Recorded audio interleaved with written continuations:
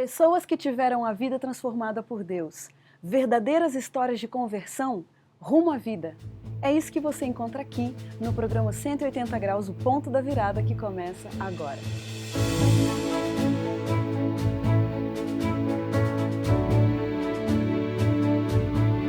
Quando sentimos o toque de Deus na vida, uma mudança acontece.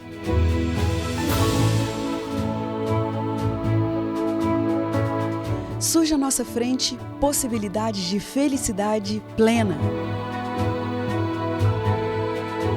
O toque de Deus restaura, renova, refaz.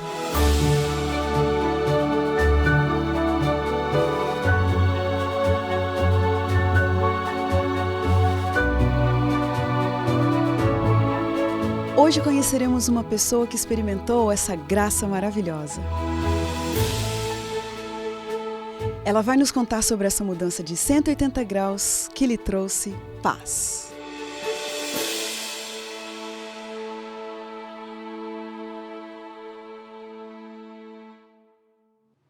Luíde Matheus Braga nasceu na linda cidade de Belo Horizonte, Minas Gerais, onde morou até os 17 anos, quando foi para Aracaju, Sergipe. Teve uma infância muito feliz, mas perdeu o pai e viu sua linda e perfeita história passar por uma grande provação.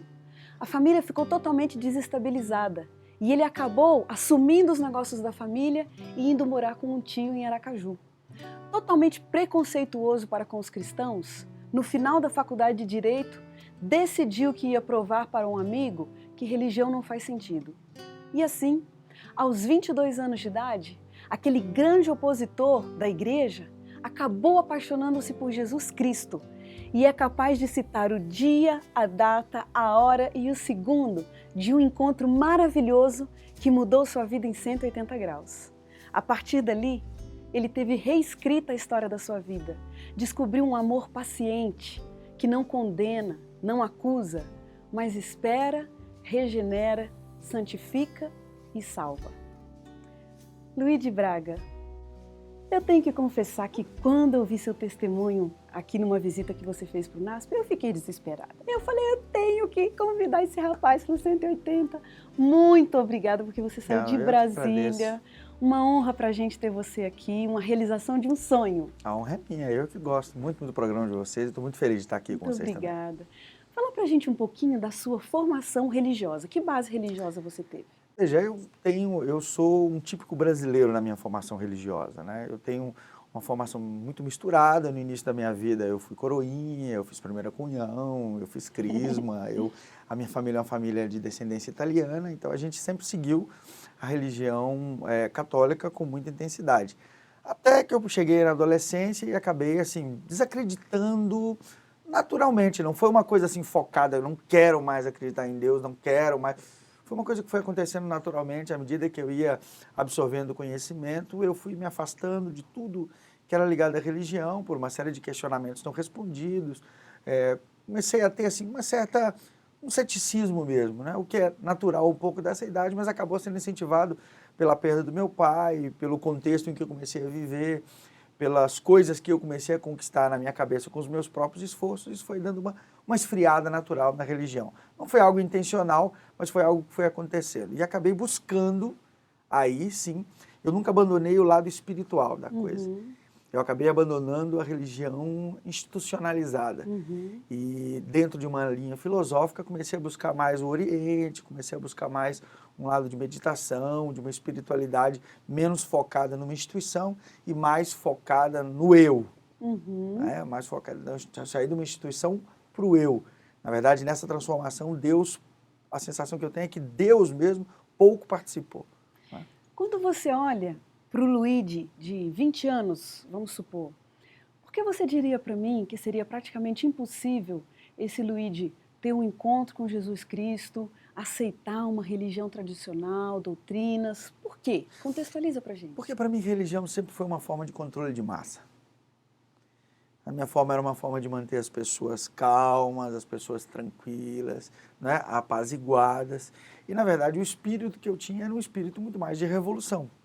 Era um espírito mais de buscar uma coisa diferente. E eu, na minha cabeça, esse espírito ele era totalmente incompatível com com o que se pregava nas religiões oficiais, com o que se pregava dentro dessa linha, e eu acabei gerando uma oposição a isso, né?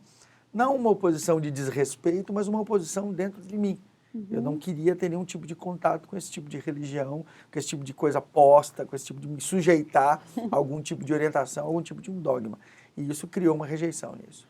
O que você achava quando você via uma pessoa espiritual, uma pessoa religiosa, com a Bíblia debaixo do braço, indo para a igreja? Qual era a sua noção dos crentes? Veja, a minha noção do crente, o que que era? Era uma figura com uma certa ignorância, né? E suscetível a qualquer coisa que você atribuísse a algo sobrenatural. E isso está cada vez mais forte, não só no crente, mas todo mundo se impressiona com o sobrenatural, né? E a sensação que eu tinha é que essas pessoas buscavam o sobrenatural e atribuíam tudo do sobrenatural a Jesus ou ao demônio, ao diabo. E viviam essa dualidade, que na verdade é uma dualidade que vem de outras religiões, de outros mitos, e criava-se, para mim, isso era uma coisa ridícula. A própria dualidade entre Deus e o demônio, para mim, é ridículo, né? Porque você não tem você não pode comparar Deus a uma criatura, né? E essa comparação que as pessoas tinham de dizer, não, aqui é Deus e aqui é o demônio, como se isso fosse um duelo de faroeste em que quem sacar primeiro, atira. Então isso para mim era sempre rejeitei muito essa postura. E isso no crente para mim era muito forte, né? Mais forte até do que no católico ou de outras religiões. Você disse que, na verdade, você nunca abandonou essa consciência espiritual, né, do ser humano e de você como pessoa. Você tinha contato com a Bíblia? Você chegou a buscar Deus da sua própria forma? Veja, foi engraçado. Eu sempre estudei muito, não só a Bíblia, mas outros livros de outros oficiais de outras religiões, o Alcorão, a própria Torá, que tem muitas coisas diferentes da Bíblia. E eu me lembro que quando eu estudava para adquirir ortografia, para poder, no vestibular, me preparar, eu li esses livros na linguagem mais tradicional que tinha. Eu tinha uma mesa de fórmica grande no meu quarto, e eu ia lendo e ia anotando todas as palavras diferentes, e eu só apagava as palavras quando eu tivesse assim, a plena convicção do significado. Mas eu li todos esses livros apenas com uma intenção histórica, apenas com uma intenção cultural, nunca tive nenhum tipo de contato, porque para mim eram elementos míticos, né?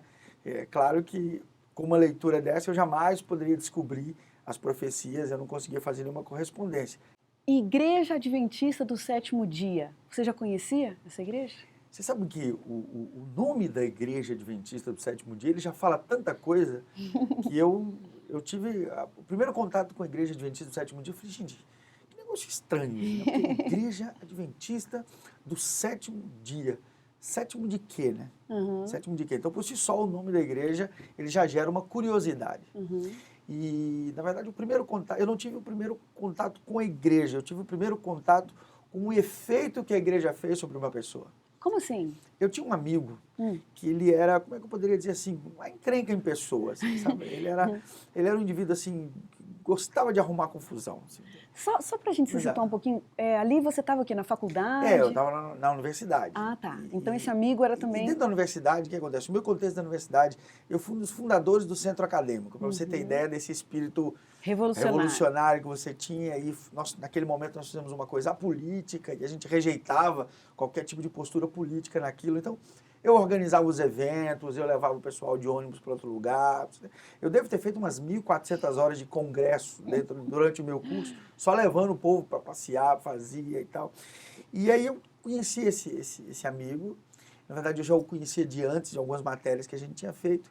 E ele gostava muito de rock quando eu o conheci. Ele era fã do Engenheiros do Havaí, era uma coisa assim bem, como é que eu poderia dizer, bem estranha para o contexto mais pop, mais dance music que a gente vivia naquele momento ali. E aí ele, de repente, aparece centrado, né? Aparece um indivíduo falando de elementos transcendentais, da importância de se manter a calma e a harmonia, e as notas melhoraram, e ele começou a ter um raciocínio mais colocado, mais lógico, e eu disse para ele, meu amigo, o que está acontecendo com você aí, que você está... Que revolução uma figura foi meio diferente. Assim, ele disse, não, eu estou fazendo uma terapia de grupo agora. Uma terapia de grupo. Era totalmente incompatível com a postura dele. E eu disse para ele assim, cara, um dia eu vou nessa terapia de grupo sua para ver como é que está esse negócio. E esse foi o meu erro ou o meu acerto, né? Porque depois disso, toda sexta-feira, ele estava na porta da universidade, na porta da minha sala de aula, dizendo, e aí, vai hoje? Você eu começou a ir com ele? Não, ele insistia para eu ir, mas eu nunca ia, né? Ah, entendi. Você vai hoje? Não, não vou. Tinha dia que eu ia sair mais cedo, quando eu ia sair, ele... Ó, ainda bem que eu vim mais cedo hoje, né, cara? Você tá aqui. E até um dia que eu fui para essa terapia de grupo. E aí, quando eu cheguei nessa terapia de grupo, eu fiz uma coisa que eu costumava fazer. Eu chegava, assim, numa reunião, às vezes, de cristãos, de crentes, assim, e aí eu pegava, às vezes, a doutrina do budismo, às vezes uma doutrina da nova era, uma doutrina, assim, espiritualista, e trocava os personagens, colocava Jesus, Pedro, criava alguns diálogos fictícios ali só para saber. E o engraçado é que a reação era as melhores possíveis. Louvado seja Deus, esse menino vai ser um pastor, olha o que ele fala. Não pastor nada, ele está perdido, sabe nem que acredita, Tava o povo não só conhece intrigando. nem a doutrina que eles acreditam.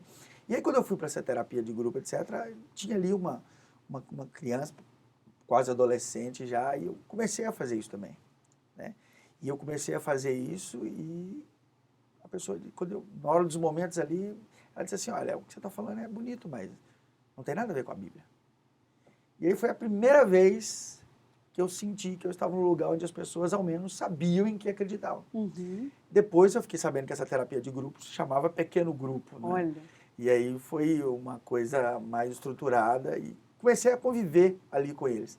Mas o meu objetivo, desde sempre, quando eu entendi que era algo religioso, era tirar esse meu amigo da igreja adventista. Olha. Meu objetivo nunca foi me tornar um adventista. Em hipótese alguma isso se passou pela minha cabeça. Você entrou ali determinado. Não, na verdade, não era que determinado. Eu queria mostrar para ele que ele não precisava de se alienar para mudar. Uhum. Né? Eu achei que ele poderia ter uma terapia, ele poderia trabalhar aquilo sem depender de um elemento religioso, de uma coisa institucional. Que essa transformação poderia ser muito mais autêntica do que a que ele estava vivendo. Uhum. Esse era o meu conceito. Né? Certo. E aí você conheceu então a igreja adventista? E aí ele me convidou para ir ao batismo dele. É mesmo? Porque ele não era batizado ainda. Sim. E eu fui. E foi muito engraçado porque a igreja adventista ela tem algumas coisas que mexem com a gente, que é diferente. Uhum. Né? Uhum. E eu me lembro que uma mulher cantou no batismo dele. Né? E a igreja em que eu frequentei, que eu tive o primeiro contato, que foi na igreja central de Aracaju, nesse primeiro contato a igreja tinha 1.200, eu me lembro exatamente, a igreja tinha 1.283 membros, na época, para ser mais específico. E por que eu me lembro dos 1.283 membros? Porque quando ela terminou de cantar, eu me levantei e bati palma. Olha! Né? E dentro da igreja adventista, você não costuma bater palma para as pessoas exatamente para valorizar a música, valorizar o momento, não quebrar ali a espiritualidade, mas eu não sabia disso. Né? E eu bati palma sozinho. Olha. E eu me lembro que eu disse, você, ninguém gostou aqui, mas essa menina cantou tão bem, será que ela canta, será que tem gente que canta melhor do que ela aqui? Né? E a moça disse, não, a gente gostou. Eu digo, mas não parece que você gostou. E aí eu comecei a ter esse contato com a igreja, mas sempre com esse objetivo, tirá-lo. E aí depois na minha cabeça eu elegi mais alguns que eram gente boa, entendeu? Eu elegi mais alguns gente boa que valia a pena tirar dali. Né? Tá tirar ótimo. daquela alienação ali, né? Luiz de Braga, com todo esse pano de fundo aqui que você preparou pra gente, essa figura que você montou do Luiz de Braga lá de 20 anos, jovem, cheio de portas abertas para a vida, o que foi que aconteceu que com tantas crenças bem enraizadas, opostas à ideia de Deus e religião, e você acabou se rendendo para Jesus Cristo? Que isso? Você sabe que eu primeiro fui convencido. E a conversão, ela foi para mim algo muito, muito, muito instantâneo. Né? Foi para mim algo muito instantâneo. A lógica veio antes. Mas uma coisa que era ilógica para você antes. Mas assim, a religião, às vezes a gente quer buscar uma lógica na religião, mas você nunca vai conseguir achar lógica na religião, porque não é lógico. Porque nós somos limitados para entender isso. Né? Então, assim, uma criança consegue perceber muito mais o elemento religião do que nós que ficamos buscando uma lógica dentro disso, porque não tem.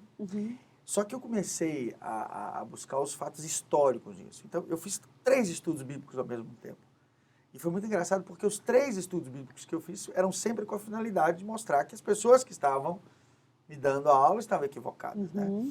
Então, assim, mas eu agradeço muito a Deus porque foram 3 pessoas muito preparadas que me deram um estudo bíblico.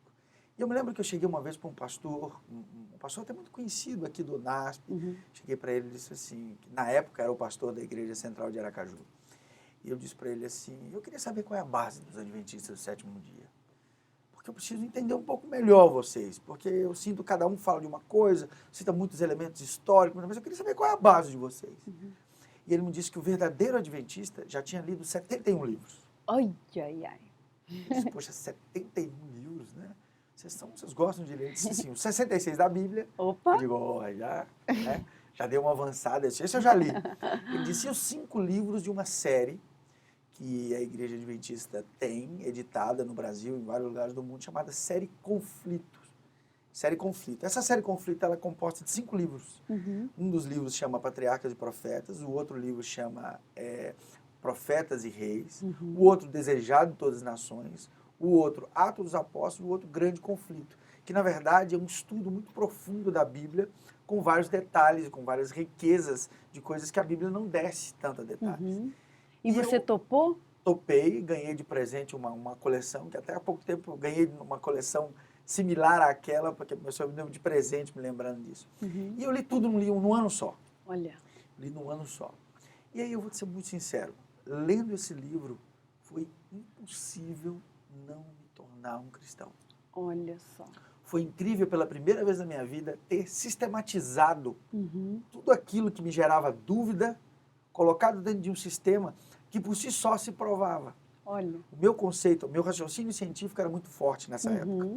E quando eu percebi um pressuposto provado pelas evidências derivadas desse pressuposto, ou seja, quando eu vi esse pressuposto, a existência de Deus, provado pelos elementos proféticos, pelos elementos históricos, e por um raciocínio lógico dentro da própria Bíblia, eu voltei a ter fé. Olha, que coisa linda. Eu voltei a ter fé.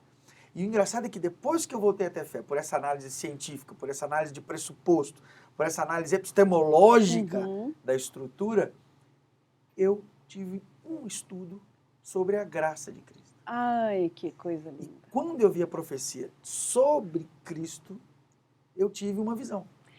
Não, era isso que eu ia te perguntar. Porque uma coisa é conhecer Jesus Cristo como você já conhecia antes, de estudos históricos. Ok? Outra coisa é você descobrir Jesus Cristo como Salvador.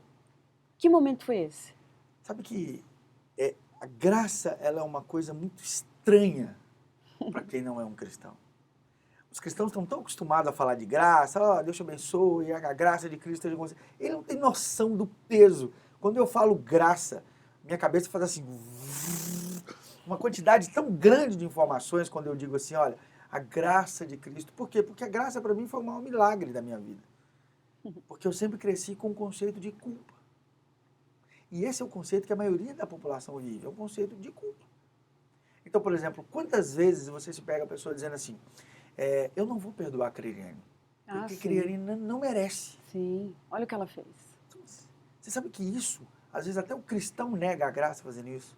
Sim. Porque, Criariane, perdão é para quem não merece. Porque se a pessoa merece, não é perdão, é reconhecimento.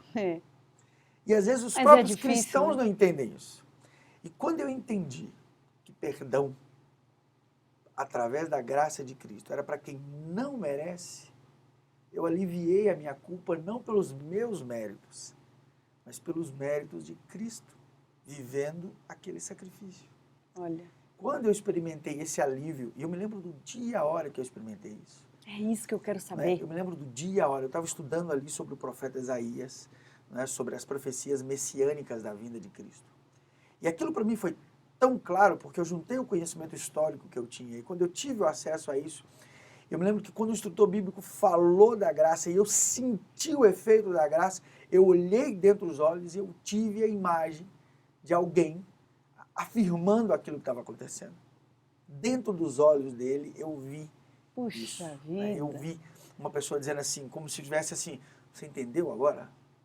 Como se dissesse assim, você está vendo agora o que eu te disse? Quer dizer, eu tive que quebrar toda essa barreira, todo esse elemento que acabou sendo um degrau para eu chegar ali. Né? E quando quebra isso, é como se fosse ele diante de mim dizendo assim, você entendeu?